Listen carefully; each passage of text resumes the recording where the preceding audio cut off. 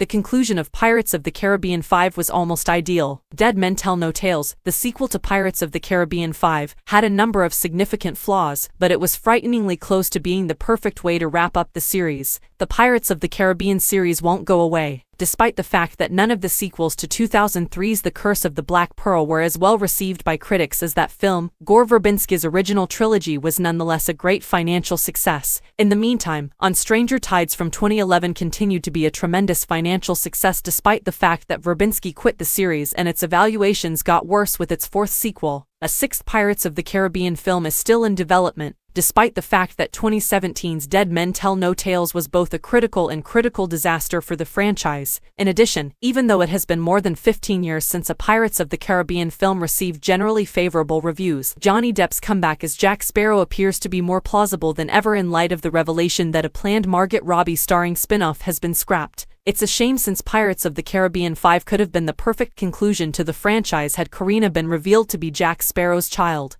Jack Sparrow had no story arc in Dead Men Tell No Tales. Without developing as a person during Pirates of the Caribbean 5, the protagonist stumbled from one ridiculous circumstance to another and, if anything, seemed to relearn some of the humility, trust, and teamwork lessons he had learned in the first three films. Barbossa was the incorrect age to be Karina's father, and the much-heralded reappearance of Elizabeth Swann and Will Turner amounted to a glorified cameo since the two were barely integrated into the sequel's plot. This is a more practical Dead Men Tell No Tales plot flaw. One modification to the plot of the Pirates of the Caribbean sequel may have resolved many of the problems with Pirates of the Caribbean 5. It would have resolved a number of issues if the brave heroine Karina had been revealed to be Jack's daughter rather than Barbossa's child. For starters, the mystery of how Barbossa fathered a child after his death would be answered, and Dead Men Tell No Tales' shoddy storytelling would have vastly improved if Jack had a clear character arc. Jack didn't need a character arc in The Curse of the Black Pearl because he was a supporting character, but as a main character, Jack played a more significant role in the Pirates of the Caribbean films. In Dead Man's Chest, Elizabeth's devious plot drove him to sacrifice himself to save his crew, which was a fitting conclusion for the anti-hero. He was relatively underutilized in At World's End, but he still had time to make amends with Captain Teague, his father. On Stranger Tides' shoddy production,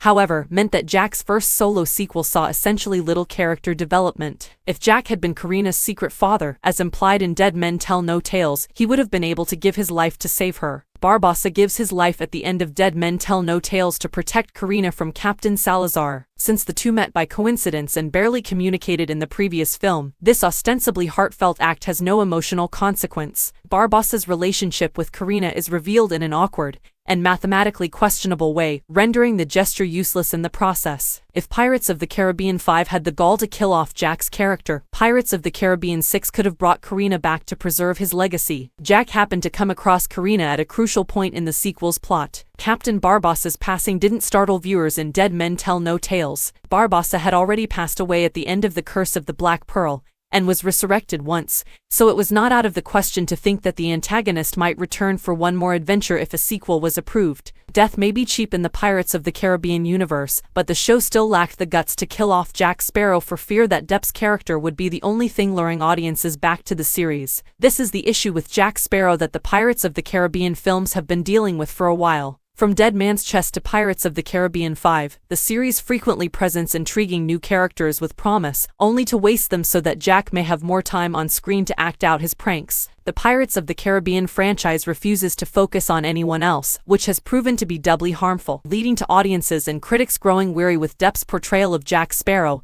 and any character who isn't Jack Sparrow being squandered. By scrapping the Robbie-led relaunch, the Pirates of the Caribbean franchise's developers have shown that they are unable to envision a future for the series when Depp leaves. This lack of creativity can be attributed to the postponed release of Pirates of the Caribbean 5, which saw the writers, directors, and actors used by the makers change frequently. It is not surprising that the franchise's creators ultimately